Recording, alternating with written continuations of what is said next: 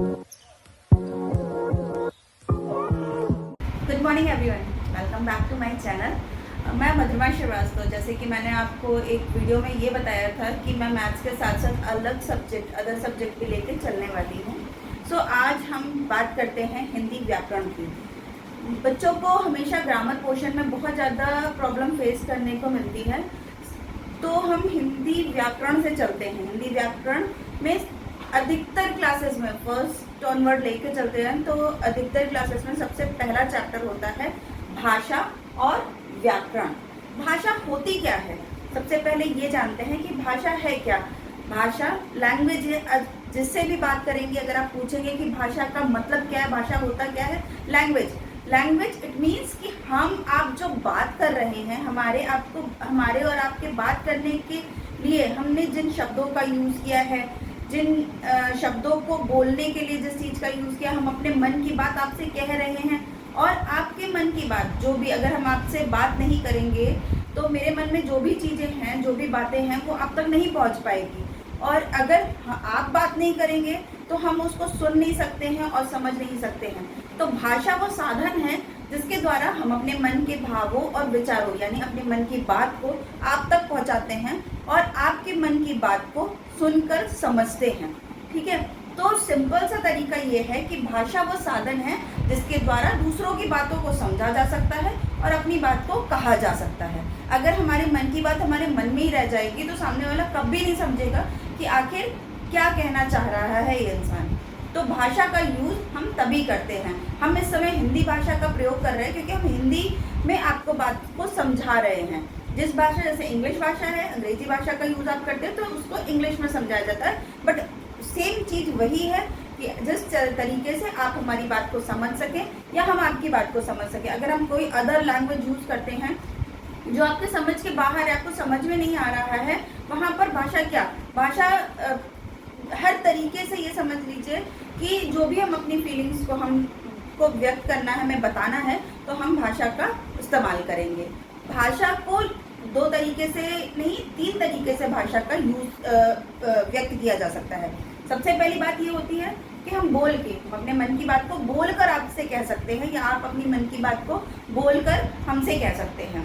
दूसरा टाइप है लिखित भाषा, यानी कि लिखकर हमारे मन में जो भी चीज़ें हैं हमने उसको लिखा और आपको दे दिया, आपने उस चीज़ को लिखा और हमें दे दिया, तो हम लिखित भाषा के तरीके से भी अपने मन के भावों और विचारों को व्यक्त कर सकते हैं। थर्ड पार्ट आता है आपका सांकेतिक भाषा, यानी कि संकेतों के माध्यम से। नॉर्मली हम लोगों ने ट्रैफिक पुलिस मैन देखा होगा, वो माइक लेके अनाउंस नहीं करता है कि भाई रुक जाओ, इधर नहीं जाना है तुम्हें, या उधर वाले को कहता है उधर नहीं से इधर नहीं जाना है। वो सिर्फ इशारे में आप लोगों को बताता है कि वेट, इधर वाले वेट करो, और नेक्स्ट वाले पार्ट को कहता है कि आप जाइए। इस तरीके से वो संकेतों के माध्यम से अपनी बात को कहता है। ठीक है, तो वो दूसरी भाषा होती है सांकेतिक। या एक बढ़िया सी पार्टी चल रही है, बच्चा बदमाशी कर रहा है, अब मम्मा क्या कह रही है, दूर से देख रही है बड़ी गुस्से में कि हाँ नहीं, ये मेरा बेटा बहुत ज़्यादा बदमाशी कर रहा है, तो दूर से उसे इशारा करती है, रुक जा बताती हूँ घर चल के। तो वो उसने भी क्या किया, बोला नहीं, आंखों से एक्सप्रेस किया कि हाँ नहीं गुस्से में है माँ, और उसने इशारे से बताया कि नहीं तेरी पिटाई होगी घर चल के। तो उन्होंने भी एक संकेत का इस्तेमाल किया, सांकेतिक भाषा का यूज किया। सो भाषा जो है आपकी वो 3 तरीके की होती है, मौखिक भाषा, लिखित भाषा, सांकेतिक भाषा। 3 तरीके से हम अपने मन की बात को आप तक पहुंचा सकते हैं, और 3 तरीके से ही आप अपने मन की बात को हम तक कह सकते हैं। ठीक है, इतना पार्ट क्लियर हो गया कि हाँ भाषा क्या होती है। भाषा, अब आपने कहा कि ये हिंदी में लिखा हुआ है तो इसकी भाषा हिंदी है, नहीं, भाषा के लिखने के ढंग को हम लिपि कहते हैं। भाषा के लिखने के ढंग को लिपि कहते हैं, और हर एक भाषा की अलग लिपि होती है। जैसे कि हिंदी भाषा जो लिखी जा रही है वो देवनागरी लिपि में लिखी जाती है, यानी भाषा के लिखने के ढंग को लिपि कहा जाता है। अगर इंग्लिश लिखा जा रहा है तो वो रोमन भाषा में, रोमन लिपि में लिखी जाती है। ठीक है, संस्कृत है, हिंदी है, ये सब देवनागरी लिपि कहलाती है। और यहीं पे अगर पंजाबी भाषा का यूज किया जाए तो वो कहते हैं कि वो गुरुमुखी लिपि है, उसको गुरुमुखी लिपि कहा जाता है। ठीक है, तो हर भाषा की अपनी अलग लिपि होती है। इतनी पार्ट आपको, एक पार्ट इसका भाषा का समझ में आ गया। नेक्स्ट पार्ट है आपका व्याकरण।